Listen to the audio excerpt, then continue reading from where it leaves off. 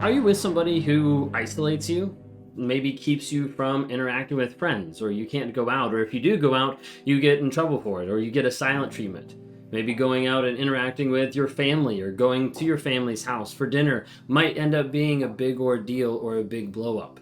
Sometimes we see narcissists that isolate other people, that keep them from going out, from hanging out, from being with other people, not because they're coming out and saying no, but because they're doing small, subtle things that oftentimes you never realize is actually limiting you and isolating you from the friends and the family that you have in your life.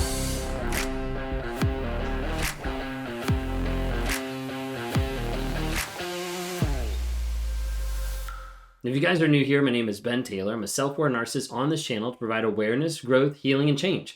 And we do it on all the different platforms, dropping small nuggets of truth each day on TikTok, Instagram, Facebook, YouTube, LinkedIn, Apple Podcasts, Amazon Music, and Spotify, all under Raw Motivation. So if you haven't had a chance, like or subscribe on any of those platforms. If you want to hear from the wife's perspective, check out our new podcast called Trauma, Drama, and Life, where my wife and I go into detail, like actually walking through some of the ups and downs of dealing with a narcissist, of being married to a narcissist, of going to counseling with a narcissist, things like that. So feel free to check that out on Apple Podcasts. It's called Trauma, Drama, and Life.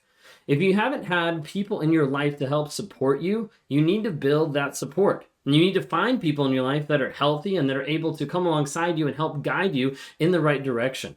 That's why we created the NARC app, Narcissistic Abuse Recovery Community. It's a community of like-minded people to help you heal, grow, and change. There's people on there daily, making friendships, interacting with others, getting advice, getting support from people alongside with the courses, the challenges, the tracking your no contact, the recording your truth, and weekly lives that we have inside the app, and monthly coaching calls that come together with people all across the globe, being able to interact, respond to other people, and help in that growth journey moving forward. So check that out. Go to narcapp.com, narcapp.com.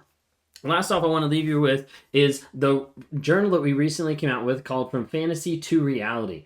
Feel free to be able to check that out. It's on Amazon.com, link is in the bio, but it's got over 100 prompts that a lot of people have been saying has been very, very influential and challenging, going through and having to write down answers to the questions of like, wait a second, what am I actually believing? What am I actually thinking? If you want to talk to me sometime or interact or go through some coaching to be able to get some clarity from the confusion, go to rawmotivations.com. Would love to be able to help you there.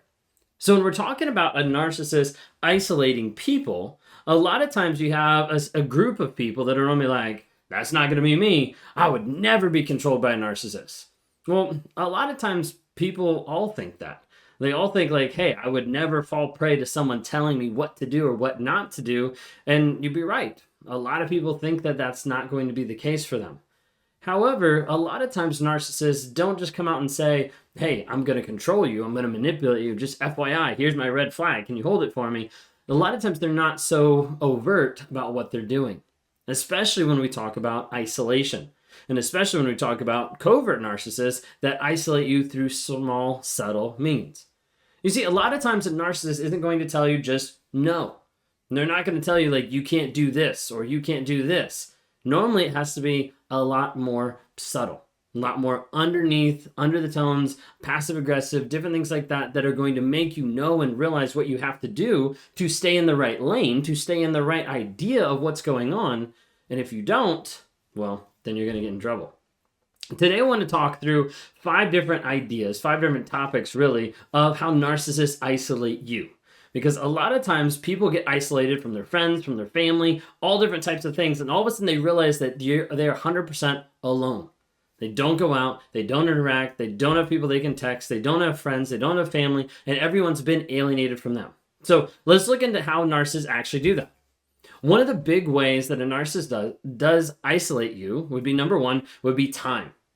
Now, when you first get with a narcissist and you have all the love bombing and the interactions and all the time spent together, it feels pretty good, right? Like it feels like this is an amazing thing. Like we're always connected, we're always together. It's so wonderful. And then over a period of time, you start to realize that that stuck togetherness is 24/7. Like dating, engagement, marriage, whatever it might be, it's 24/7, like hand in hand, going everywhere together. And you start realizing it's not just a sweet thing, because there's no aspect of being able to have any personal space, any time to be able to think or go to the bathroom alone, whatever it might be. And you realize, wait a second, like we're always together. You see, a lot of times narcissists will need that attention. If I need to have that constant attention, that constant affection, that constant admiration from someone else, and if I don't have that, well, then there's an issue. It goes back to object constancy of like, wait a second, I don't know what to do if they're not in my life. So I have to keep them all in my life. And it seems like you can't be without them. It seems like they can't be without you. And at first it seems sweet, and then it starts going sour. And sometimes it's the idea of like just texting 24/7. Like you need to respond instantly. Like this needs to happen. Like you need to be there for them whenever they want you. Things like that. For me, a lot of times that was the case with supplies. With people that I cheated on my wife with, I would be like, I need to have this communication. I need to always be either together or need to always be in communication. Like, I need this. This is something that I need. Otherwise, it might not exist. A lot of times, narcissists isolate you by taking over and controlling all of your time. Not by limiting you doing something, but just by taking up all the time so that you can't do anything. Second thing that narcissists oftentimes use to be able to isolate you is money.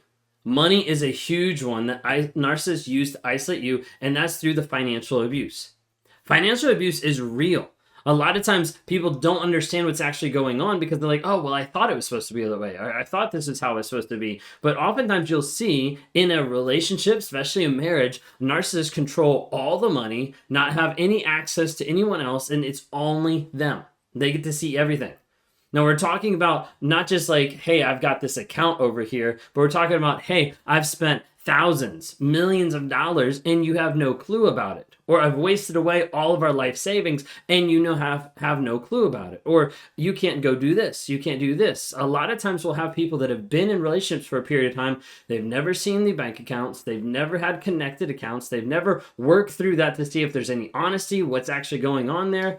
They'll have a financial abuse of saying, we can't afford to go on this trip, but they're making tons of money. They'll be upset at someone else buying things, like all these types of things of like fear of that financial abuse that's actually happening.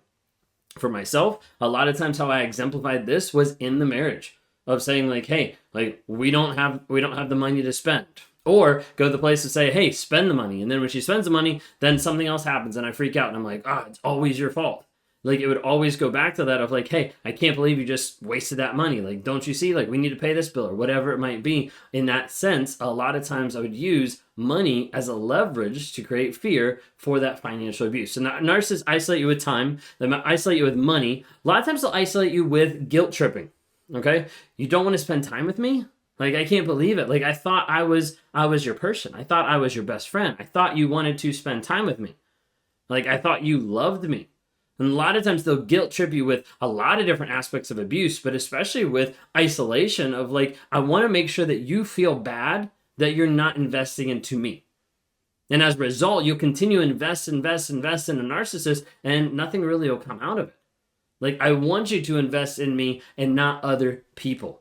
Maybe I'll pretend to be sad. Maybe I'll pretend to pout. Maybe I'll give you the silent treatment. You know, that's the kind of thought process of like, let me guilt trip you of like, hey, go have fun. I want you to have fun. And then you get what happens at the back end of maybe the silent treatment, the guilt tripping, the idea of like, hey, I'm glad you had fun because I didn't. Because I had an awful night here being all alone by myself. I can't believe you did that to me. That's the idea of like guilt tripping. There's another way where it slowly programs you over time. It's not safe to go out with friends. It's not safe to connect with family because of what I get on the backside. The fourth way is oftentimes divide and conquer. And when we talk about this, sometimes we have the aspect of triangulation that comes in, where the narcissist is inserting themselves in another conversation or communicating one thing to you and one thing to another person. And with divide and conquer and that triangulation piece, the idea is like, let me pit people against each other. Like, let me make them actually separate for. And so it ends up being like these small, tiny things, maybe just a text or a comment or a small slight or a passive aggressive like tone or something like that. They'll be like, did you see what they did? Like, I don't really feel okay around your friends. Like, they just don't seem right. Something seems off. And they'll slowly put these small little bits of doubt into your friendships, into your best friends, and your family, so that you pull away and you start trusting the narcissist over the people that are in their lives. A lot of times, the reason why they're doing this is because they don't want those people to actually know you, to speak truth in your life, to say, hey, this isn't healthy. So if they can isolate you, then they can control that narrative. The last one I'll say, number 5, is location. A lot of times people move like states or countries for their job. Like the narcissist will say, hey, we need to go here. I feel like we need to go do this. I need to take this job. And you sacrifice all of your dreams, your hopes, and your family and your friends to move, and then you're stuck.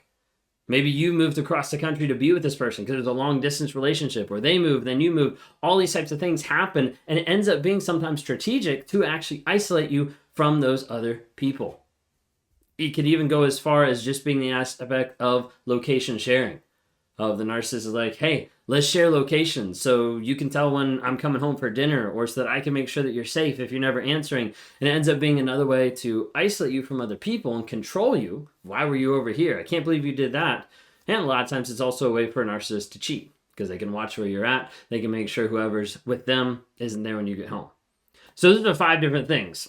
One of the things I want to kind of make sure you understand is oftentimes it is not direct. Like, if I can help like sum all this up, it's very subtle. It's very subtle for a narcissist to be able to come in, manipulate, and be in control of you. A narcissist, you see, wants you all to themselves. Like, I want all the attention. I want to make sure it comes back all to me. If a supply isn't giving it, then maybe they're cheating and they go back to another person. They go back to another person. But it's like, I want everything back to me. That's the goal. So a lot of times the narcissist is like, if I can take you and if I can isolate you so that no one else has access to you, you'll always come back to me. And then I have one of the best supplies, like an endless battery in one sense, when we're talking about supply from a narcissist. Hopefully that makes sense. Thank you guys for watching. Like, subscribe, and review, and we'll see you guys next time.